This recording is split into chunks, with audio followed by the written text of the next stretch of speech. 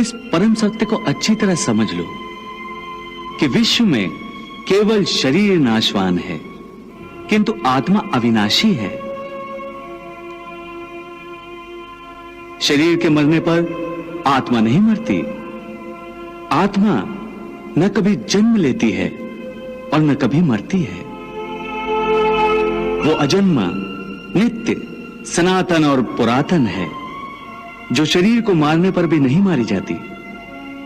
न हन्यते हन्यमाने शरीरे। केशव, तुम्हारी बातें मेरी बुद्धि को भ्रम में डाल रही हैं। तुम दो बातें एक साथ कह रहे हो जो परस्पर विरोधी हैं।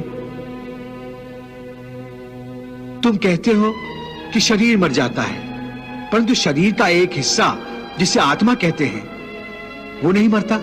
नहीं अर्जुन, मैंने आत्मा को शरीर का एक हिस्सा नहीं कहा। मैंने कहा है कि आत्मा और शरीर दो अलग अलग चीजें हैं। जैसे तुम और तुम्हारा कवच दो अलग चीजें हैं। तुम्हारे कवच के दो टुकड़े हो जाएं तो उसका यह अर्थ नहीं होता कि अर्जुन के दो टुकड़े हो गए। जिस प्रकार तुम और तुम्हारा कवच दो अलग अलग वस्तुएं हैं, या तुम और तुम्हारा यह रथ दो अलग अलग वस्तुएं हैं, उसी प्रकार मनुष्य का शरीर और उसकी आत्मा दो अलग अलग वस्तुएं हैं। यूं समझ लो कि जिस रथ में अर्जुन बैठा है वो रथ अर्जुन नहीं है। अर्जुन तो वो है जो रथ में बैठा हुआ रथी है। ये ठीक है माधव कि अर्जुन रथ नहीं है। अर्जुन मैं हूं जो रथ में बैठा हुआ है। तुम्हें रथ के टूटने का शोक नहीं होगा, परंतु अर्जुन के मरने का तो शोक होगा ही। अर्जुन, तुम्हारी बातें सुनकर मुझे तुम्हारी बुद्धि पर हंसी आ रही है।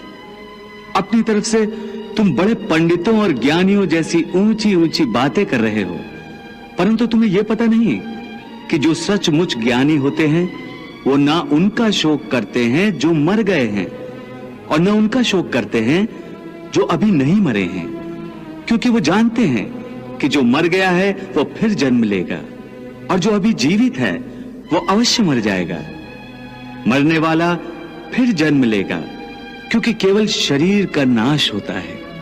शरीर के अंदर जो आत्मा है वो कभी नहीं मरता। हे पार्थ, इस संसार में दो ही वस्तुएं हैं, एक शरीर और दूसरा उस शरीर में रहने वाला शरीरी। जो शरीर में रहने वाला आत्मा रूप शरीरी है वो कभी मरता नहीं।